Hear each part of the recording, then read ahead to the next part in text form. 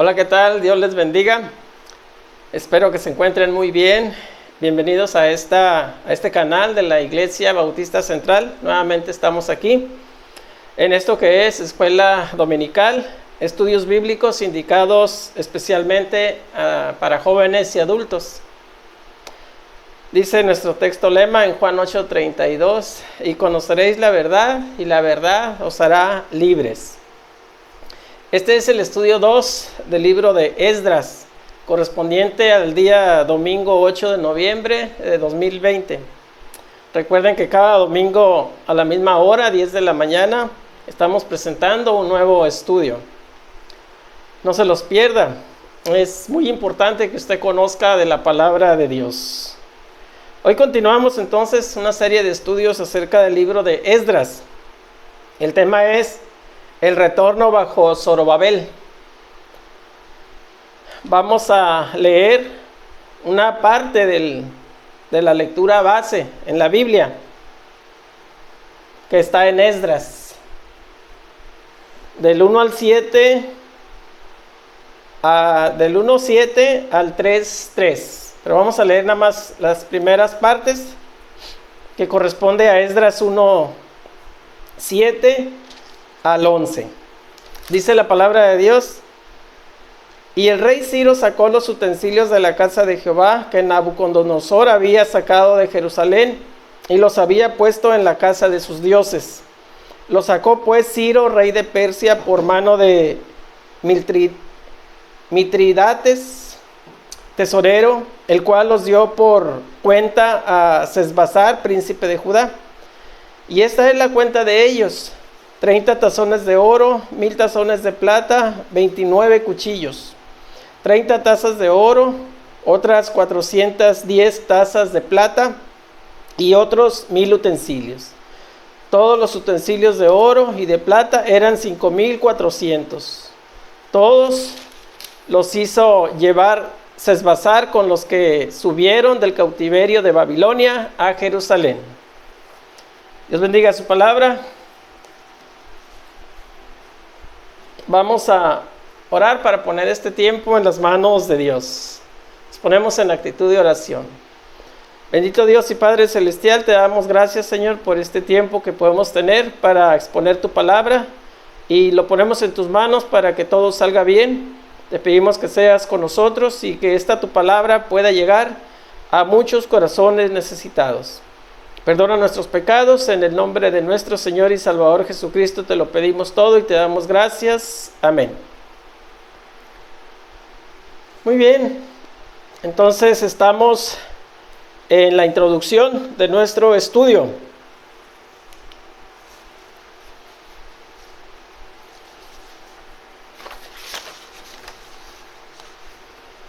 El retorno bajo Zorobabel. Como decíamos en el estudio 1 del domingo pasado, los primeros 6 capítulos del libro de Esdras nos muestran el regreso de Babilonia, del remanente judío bajo el liderazgo de Zorobabel. El rey Ciro, decíamos en aquel estudio, de una manera muy definida, muy enfática, dijo que Dios le había encargado que le construyese un templo en Jerusalén. Aparentemente el rey Ciro conoció al Dios vivo y verdadero a través del ministerio de Daniel. Daniel, recordemos que tenía un puesto muy alto en lo que es el gobierno, tanto de Babilonia, cuando fue su tiempo como imperio, como ahora con el reino de Persia. Muy bien.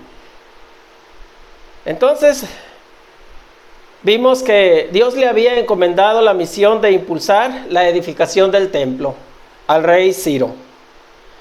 Pero él no ordenó a la gente regresar a Jerusalén, sino que a los israelitas se les dio permiso de hacerlo. Es decir, los que quisieran regresar a su tierra lo podían hacer, y los que no quisieran, pues si su decisión era quedarse en Babilonia, lo podían hacer también. Recordemos que una cuenta de alrededor de 50,000 personas fueron los que regresaron en ese primer retorno, porque hay un segundo que después vamos a ver en otro estudio. Análisis del texto bíblico. Primeramente, Esdras 1:7, que tenemos ahí en pantalla, dice: el rey Ciro sacó los utensilios de la casa del Señor que Nabucodonosor se había llevado de Jerusalén y había depositado en la casa de sus dioses. Muy bien. ¿Cómo llegó Ciro a obtener esos utensilios? Podríamos preguntarnos, ¿verdad? Bueno, ellos habían sido usados, profanados en la noche en el banquete del rey Belsasar. El rey Belsasar era hijo de Nabucodonosor. Durante la noche en que Babilonia cayó en manos de los medos y de los persas, el profeta Daniel registró este episodio en su capítulo 5, versículos del 2 al 4. Usted lo puede constatar. Daniel 5, versículos de 2 al 4. Aquella misma noche en que fueron profanados estos utensilios, la ciudad de Babilonia fue capturada. Los reyes persas habían retirado y guardado aquellos utensilios. Cuando Ciro se convirtió en rey, Dios se ocupó de que estuvieran allí estos utensilios. Entonces aquellos utensilios sagrados fueron colocados nuevamente en manos de los sacerdotes y levitas que estaban regresando, porque así lo habían decidido, a Jerusalén. Recordemos que llevan una encomienda de construir el templo. Entonces, aquí tenemos una pequeña muestra de algunos utensilios que se utilizaban en aquel tiempo.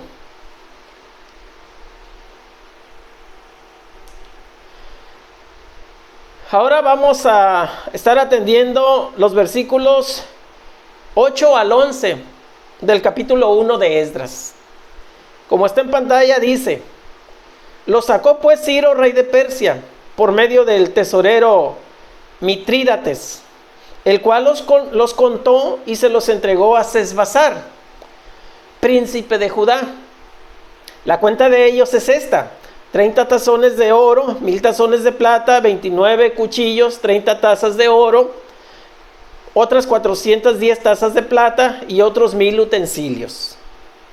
En total los utensilios de oro y de plata eran 5400. Todo esto lo hizo llevar Sesbazar con los que subieron del cautiverio de Babilonia a Jerusalén. Entonces, notemos que no es una cantidad pequeña. Estamos hablando de 5400 utensilios. Bastante, era un gran tesoro que había sido llevado de Jerusalén a Babilonia por el cautiverio y el saqueo que sufrió el templo de Jerusalén.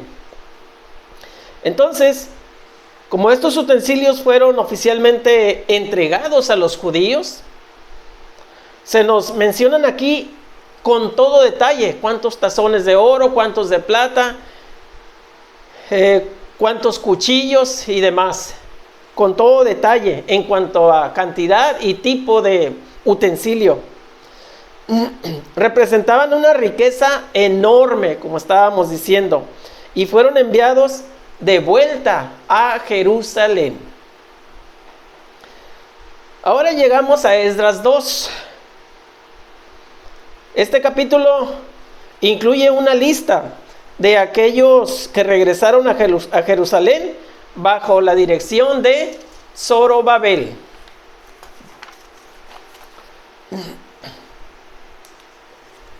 Y aquí tenemos en pantalla, vamos a analizar versículos del 1 al 2 del capítulo 2 de Esdras.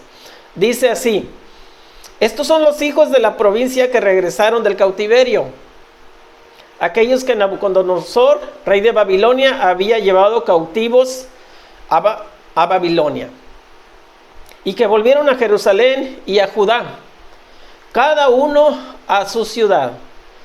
Los que llegaron con Zorobabel fueron Jesúa, Nehemías, Seraías, Reelaías, Mardoqueo, Bilsán, Mispar, Bigbai, Rehum y Baana. El número de los hombres del pueblo de Israel fue, y ahí termina el versículo 2. Y ahí es donde empieza una serie de nombres que aquí los vamos a omitir porque nos llevaría bastante tiempo. Son nombres incluso difíciles de mencionar, y no es el objetivo de este estudio mencionarlos. Entonces, vemos que aquí en el versículo 2 se menciona a Nehemías y a Mardoqueo. Pero hay que hacer una aclaración respecto a estos nombres. Hay que aclarar que este Nehemías no es el mismo que escribió el libro que sigue de la Biblia después de Esdras. Porque aquel Nehemías, el escritor del libro que lleva su nombre, no regresó a la tierra con el primer grupo, con este primer grupo de que estamos hablando, sino que lo hizo mucho más tarde y no para quedarse. Nehemías llegaría a Jerusalén para realizar una tarea bastante importante, y esa sería la de reedificar los muros de la ciudad. Y luego, respecto al siguiente nombre, Mardoqueo, que aquí se menciona, tampoco es el mismo que ha sido citado en el libro de Esther. No es aquel Mardoqueo. Esdras 2:23 dice: los varones de Anatot, 128. Entonces vamos a estar viendo nada más unas partecitas de esta lista de nombres que tienen cierto interés, mayor interés. Por ejemplo, los varones de Anatot, 128. ¿Qué podemos decir de Anatot? Bueno, era una pequeña ciudad en donde Jeremías había comprado un campo. Era su ciudad de Jeremías, podemos decir. En los días de Jeremías, los israelitas estaban a punto de ser llevados cautivos a Babilonia. El comprar una finca o un campo no era lo que llamaríamos una buena inversión. Obviamente porque estaba sitiada la ciudad de Jerusalén por los babilonios, a punto de ser capturada. Entonces, ¿qué sentido tendría gastar en un campo, comprar un campo? Bueno, entonces Dios hizo comprar a aquel campo a Jeremías como una señal de que Judá sería restaurada. Note esto. Ya hemos visto en estudios atrás de que iban a ser 70 años de cautiverio babilónico. Solamente después de ese tiempo sería nuevamente llevado todo aquel que quisiera, como estamos viendo aquí, a su tierra. Y aquí está este primer grupo regresando bajo el liderazgo de Zorobabel. Entonces, podemos decir que esta compra de Jeremías fue un acto de fe. Muy bien. Esdras 2:41 dice: cantores, los hijos de Asaf, 128. Estaba regresando de los cantores, 128. Podemos ver aquí que 128 cantores regresaron a Jerusalén. Se aprecia que el espíritu de alabanza estaba en sus corazones y en sus vidas, y por tanto tenían mucho de qué cantar. Aparte, iban felices de regreso a su tierra. Resulta interesante ver que entre los que regresaron había más cantores, que son 128, que levitas, que dice que son 74. Y eso lo puede usted ver en Esdras 2:40. Vamos a ver ahora Esdras 2 del 61 al 62, que ahí está en pantalla. Dice: y entre los hijos de los sacerdotes, los hijos de Abaía, los hijos de Cos, los hijos de Barzilai, el cual tomó por mujer a una de las hijas de Barzilai, el galadita, de quien adoptó el nombre. Estos buscaron su registro genealógico, pero como no lo hallaron, fueron excluidos del sacerdocio. Esto es importante, vamos a ver por qué. Todas estas personas tenían que declarar su genealogía. Como recordamos, cuando fueron sacados este pueblo también que fue sacado de Egipto, del exilio en Egipto, estaban todos clasificados según su tribu, su familia, y cada uno tenía que declarar su linaje. En este caso tenían que declarar su árbol genealógico, y si no lo podían hacer, entonces quedaban oficialmente excluidos, en este caso del sacerdocio. En este caso también decimos 3 familias de los sacerdotes no pudieron probar su relación con la nación a través de los registros genealógicos. ¿Cuáles son las familias? Estas que nos menciona el versículo: la familia de Abaía, Cos y Barzilai. Por lo tanto, quedaron excluidos del sacerdocio. Por supuesto que pudieron regresar a su tierra, pero no pudieron ejercer el sacerdocio. De la misma manera hoy, fíjese bien, un creyente debe saber con certeza que es un hijo de Dios.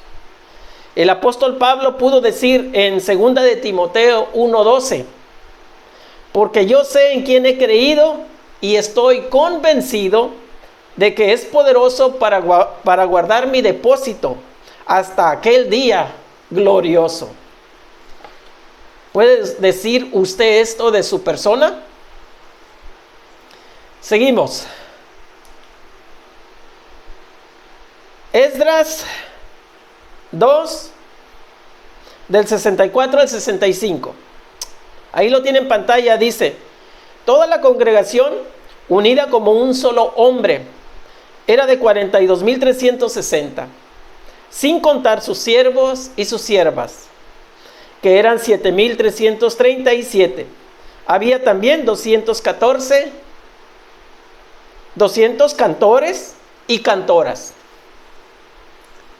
La cantidad de las personas que regresaron fueron 49,897, y los encontramos en camino a su propia tierra, guiados, como ya decíamos, por Zorobabel.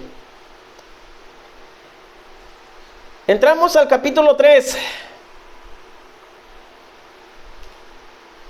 de Esdras. Este capítulo trata sobre la reedificación del templo de Jerusalén.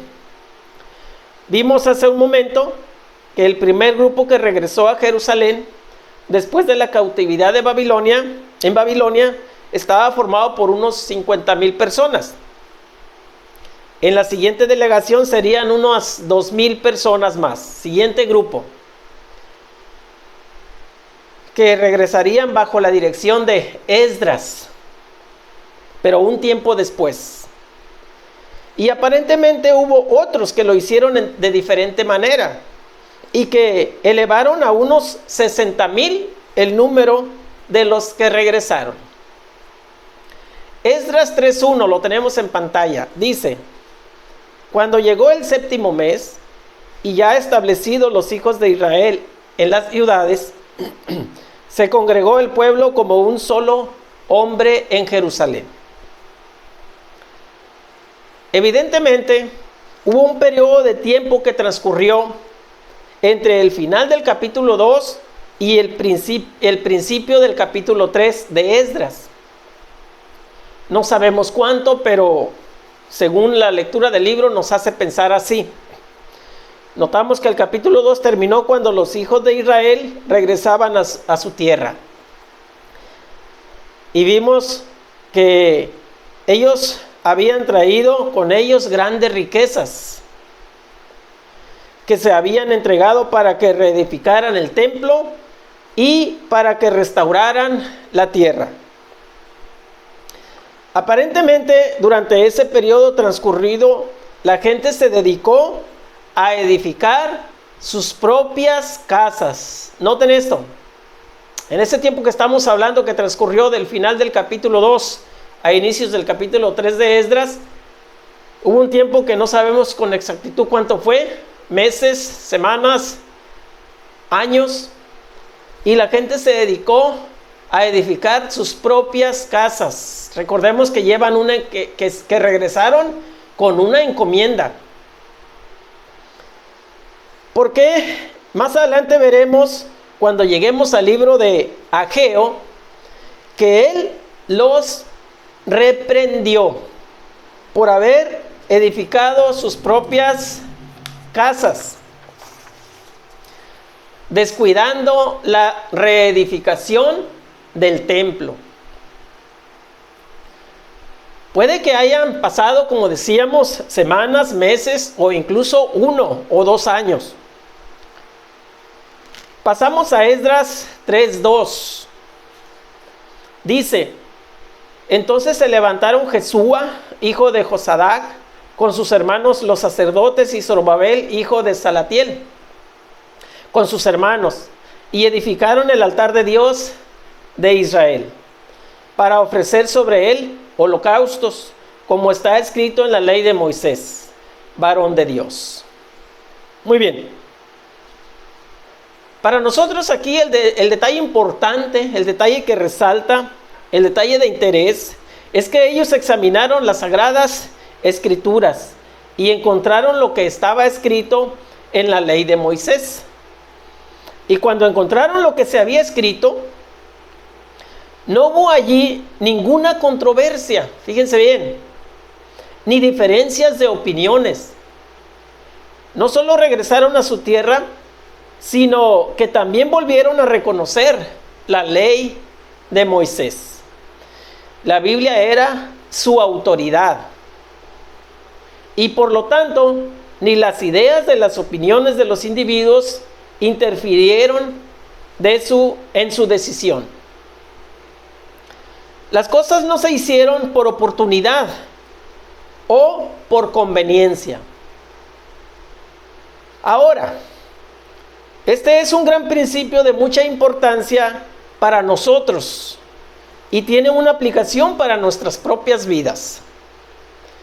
Lo que las personas dicen o piensan muchas veces no es lo importante.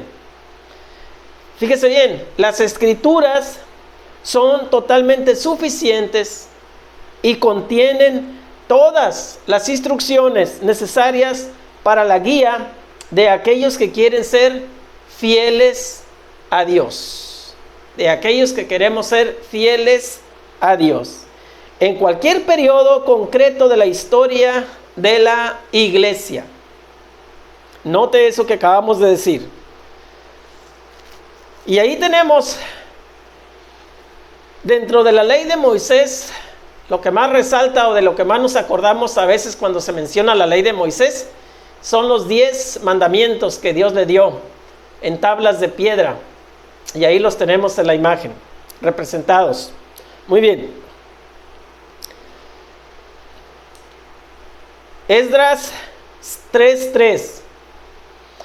Dice: colocaron el altar firme sobre su base, porque tenían miedo de la gente de la región, y ofrecieron sobre él holocaustos al Señor, los holocaustos de la mañana y de la tarde. Eso también es bien importante porque estaban ofreciendo sacrificio de holocausto a Dios por la mañana y por la tarde. Este altar para ofrecer holocaustos nos habla de la cruz de Cristo. El holocausto, que era un sacrificio donde la víctima se quemaba por completo, era una figura de la persona de Cristo y de su sacrificio por nosotros, por usted y por mí. Cristo se ofreció a sí mismo sin defecto alguno, se ofreció a Dios. Él murió en lugar de todos nosotros pecadores. Lo que ellos estaban haciendo al ofrecer este sacrificio era reunirse alrededor de la persona de Cristo en su muerte expiatoria. Este es también en la actualidad el lugar de reunión de los creyentes cuando se reúnen para recordar su sacrificio en la cruz, el sacrificio de nuestro Señor Jesucristo. Entonces, ahí tenemos un holocausto. Noten ahí cómo la flama consume completamente, en este caso el cordero que se está ofreciendo. Y ahí tenemos también utensilios, como ya habíamos hablado al principio, ¿verdad? En este caso los utensilios para el holocausto: cucharones, tenedores, cuchillos, cucharas, tazones. Ahí tenemos. Estamos en la parte final de este estudio. Cada creyente debe comprender que aquellos que han confiado en Jesucristo como Salvador y han sido bautizados por el Espíritu Santo en el cuerpo de los creyentes, que es la iglesia, somos hermanos. Un hermano es aquel con quien uno puede tener compañerismo y comunión. Este compañerismo no depende del color de la piel de una persona, de su posición social, ni de los bienes que posea.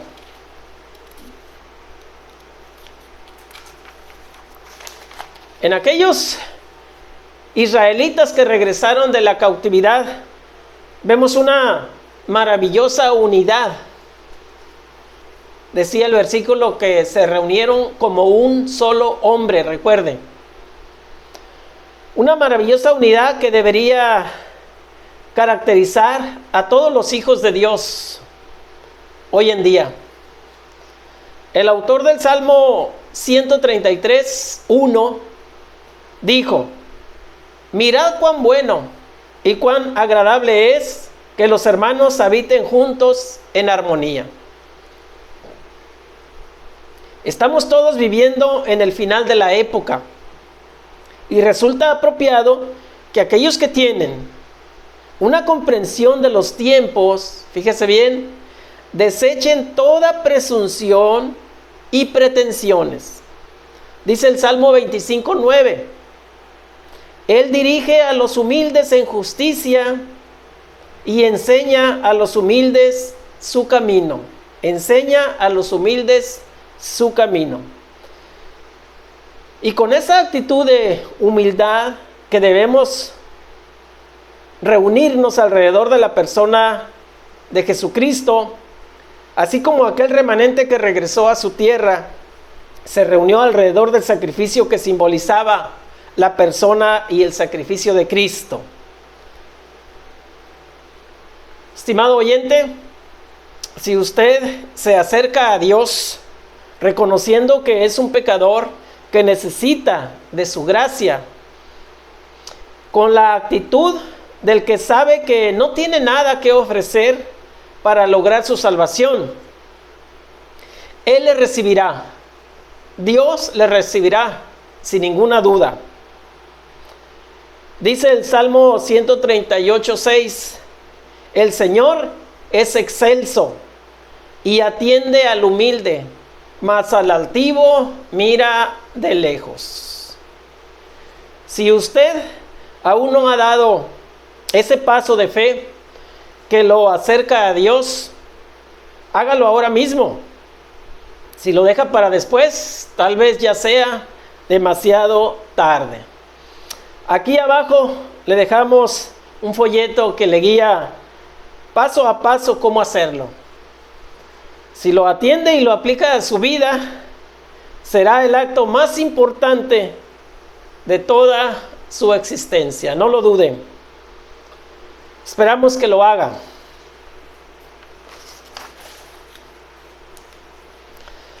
Gracias por haber estado con nosotros. Te invitamos a seguir en contacto por este mismo medio. El próximo domingo a las 10 de la mañana le tendremos un nuevo estudio de la palabra de Dios. Le invitamos a que se suscriba al canal y active las notificaciones. Comparta este estudio para que más personas conozcan de la palabra de Dios. Sus comentarios también serán bien recibidos. Vamos a orar para así quedar despedidos. Amantísimo Dios y Padre Celestial, te damos gracias, Señor, por este tiempo que hemos tenido, que tú nos has hecho posible y exponer tu palabra. Te pedimos que pueda llegar a muchos corazones, que tu Espíritu Santo trabaje en ellos y que pueda rendir mucho fruto, así como para la edificación de tu iglesia. Gracias porque tú haces todo esto posible. Nos quedamos en tus manos con el perdón de nuestros pecados, en el nombre precioso de tu Hijo amado, nuestro Señor y Salvador Jesucristo. Todo esto lo ponemos en tus manos y te pedimos que lo bendigas. En Cristo Jesús, nuestro Señor y Salvador, oramos. Amén. Hasta la próxima y Dios les bendiga.